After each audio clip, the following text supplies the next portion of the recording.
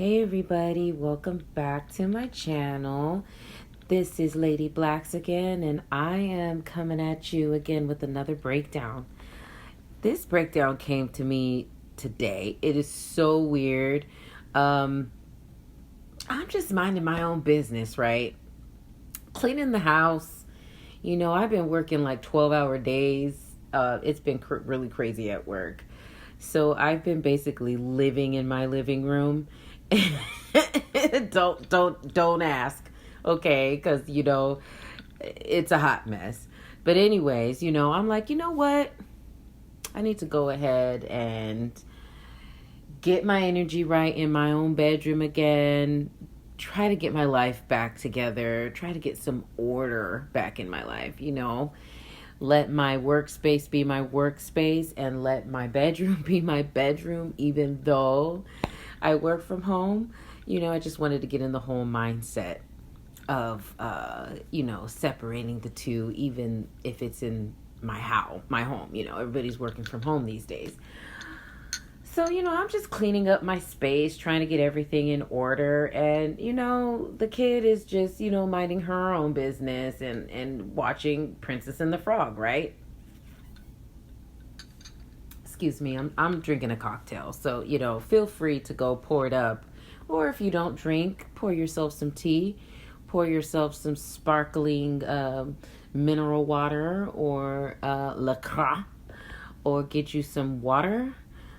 Whatever you're drinking on, sit back because this one's going to take a while. And so anyways, she's watching Princess and the Frog, right? And I love, ever since that movie came out, it like pretty much replaced my previous favorite Disney movie, which is The Little Mermaid. The Little Mermaid, okay, I'm was born in the 80s. I was raised in the 90s. I'm a 90s baby or whatever. I think Little Mermaid came out in 89. I remember seeing it as a preschooler, and it was always my favorite Disney movie all these years. And then Princess and the Frog came out in 2009, and I fell in love with the film. Like, I thought it was a really creative spin and, an awesome introduction to the first Black princess. A lot of people didn't feel that way, but as I'm watching it, right, and I'm checking out these characters, like had been cleaning for quite some time, and so I had just been taking a break from cleaning or whatever, and I'm like, we're like approaching towards the end of the movie, as when I came in, because it had done one of the numbers, and I'm doing my thing, singing along, and then sometimes you just get trapped watching these things, right? And so I'm watching, right, and I'm like, oh my God, how did I not realize that Princess and the Frog was about divestment this whole time? Like,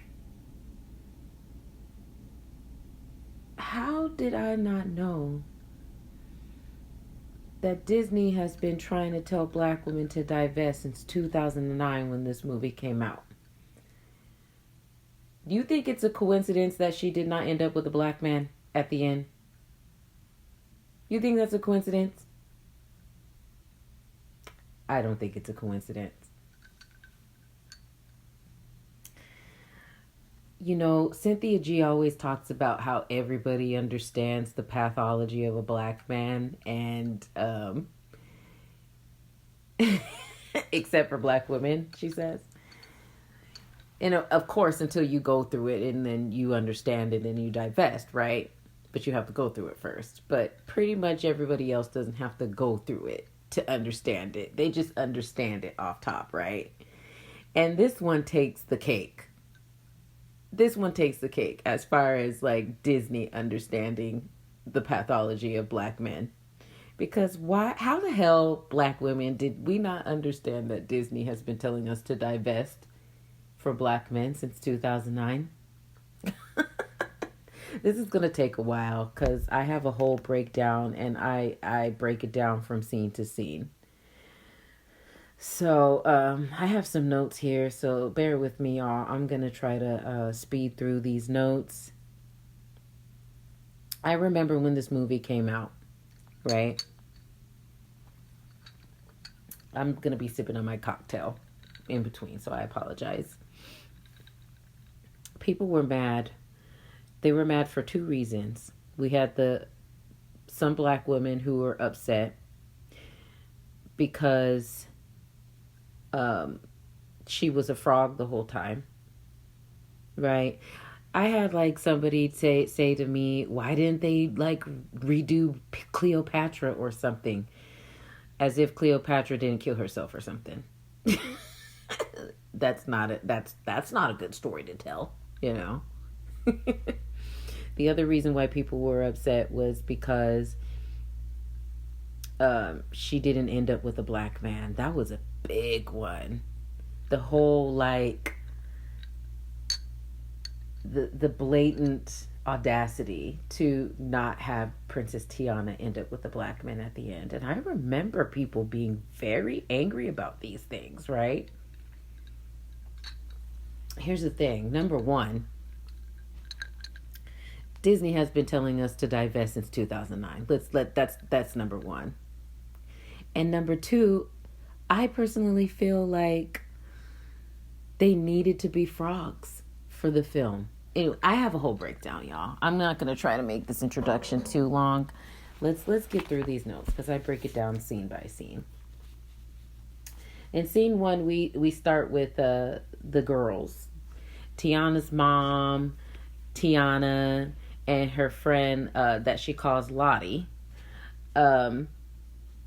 And you know, you have that whole cute little story that the mom tells. Like, first of all, let's like talk about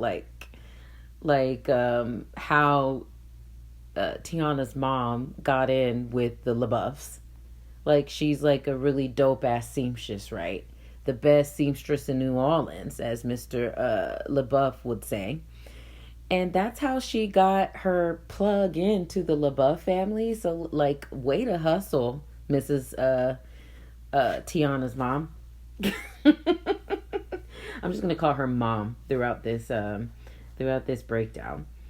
So I just wanted to put that side note in. But anyways, we start off with mom reading to the girls as she's making a dress for Lottie, yet another princess dress for Lottie. Lottie is a very privileged girl. There is a clear distinction between the classes of Tiana and Lottie, her friend. You know, it starts off with her reading the story, The Princess and the Frog, and it concludes the story with how the frog was kissed and it turned into a handsome prince. Tiana was like not having it. She's like, you know how we get down. Like black people are very, very germ conscious. So, Tiana was not having it. And of course, Lottie, she's just like this privileged little white girl who lives in La La Land all the time because her father affords her to live in La La Land and gives her this big, luxurious room to sleep in full of princess dresses made by Tiana's mom. And so, there's a distinct difference between these two, and you can tell that one is rich, clearly filthy rich, and one is of a lower class, being Tiana and her mom. And so we transition into to two, where Tia is home with her parents, and we have that whole cute scene where she makes a gumbo with her dad in a special pot, and it's beautiful. It's the best gumbo he ever tasted. So they have that whole beautiful bonding moment between her and her dad. And then it moves over to her being in her parents putting her to sleep, tucking her in and putting her to sleep, right? And of course, we see here in this scene that Tiana learns at a very young age that, she's black. She has to work hard to make things happen. And, if she puts her mind to it, she can make anything happen. That is driven in her at a very young age by her parents. The hustle, the grind, the thing that we know very well as black women that has sustained the black community. You know what I mean? Meaning black women. You guys know how I get down. I'm going to continue to say it. Black community equals black women in my book. So we know that hustle really well, right? And so this is broken down to her. She learns it in this scene. We can see at a very young age, Tiana understands. She does it. They don't put race in there, but this is the first Disney black princess. So clearly, the idea is for black people, it's gonna be a little bit harder, and this is a principle that is instilled in Tiana at a very young age, and but she secretly wished she secretly wishes that she could just wish on a star and make things happen. So she does see the star in this scene, and she gets excited, and she tells her daddy that her friend Lottie lets her know that if she makes a wish on this star, all her dreams are gonna come true. And dad, sweet as pie, reminds her that's not how it goes down. You wish on that star, but you lean on yourself and your hard work, and you just let that star affirm what it is that you need to do, basically. But what it really is on you. So that principle is it is imprinted in Tiana's psyche, that she has to work extra hard to get the things that she wants to get. In this case, the restaurant. Hopefully, if y'all seen the movie, you don't need me to break down every little thing that goes on in this movie. Otherwise, this is going to take a lot longer than I want. We're already 12 minutes in, and I'm only on scene 2, y'all. Hopefully I don't have to break down every little thing. And so let's move on to scene 3. Scene 3, we see that she's all grown up. She just came home from from a job. She's exhausted. She didn't make hardly any tips. Literally, I think she only made like a coin in tips, but she stacks up all these, literally every little coin she gets, she saves, and we are introduced to grown-up hustle Tiana that has now embodied the principles that her father and her mother taught her when she was younger. She literally gets like 1 second of sleep, and then her alarm goes off, and she's off to her second job. And so that's kind of like the opening song of Princess and the Frog, Catch It Down in New Orleans. Dreams Come True in New Orleans. I don't know what the name of the song is, but if you've seen the movie, y'all know what's up. And so we transition into scene 4, where she's settled into her new shift. She's doing her thing. She's being the good waitress that she is. She's hustling hard, trying to make that coin, trying to save up for this restaurant that her and her daddy dreamed of when she was little. And so, as we wind down into the scene, she stumbles upon her friends who sees her working hard and tries to get her to go out. Now, these friends are very symbolic. There's very symbolic of the black community, in my opinion. The parts of the black community, no, not the black community. I'm going to be very distinctive, because everything black community in my book, that that's what this content is about, and black community is black women. So I'm actually going to correct myself and separate the black community from I like that we have a word for it in the divestment community, Blackistan. So in these friends are symbolic in Blackistan of potential distractions, potential people to bring you down. Tiana she ain't about that life. She has been taught and she stands firm in her principles and she stands her ground, and kudos to Tiana for not allowing herself to be distracted by Blackistan. She has her eyes on the prize. She shuts them down. She says, I have to keep working to save up for my job or save up for my restaurant. And so she brushes them off and she moves on and she continues about her shift. And then she comes across her coworker, the cook, who laughs and jokes and teases her and mocks her dream and tells her that basically she has no shot in hell of opening up this restaurant. Another symbol in Blackistan of probably, the parts of black men that we don't like, the ones that you know what I just realized just now as I'm recording this?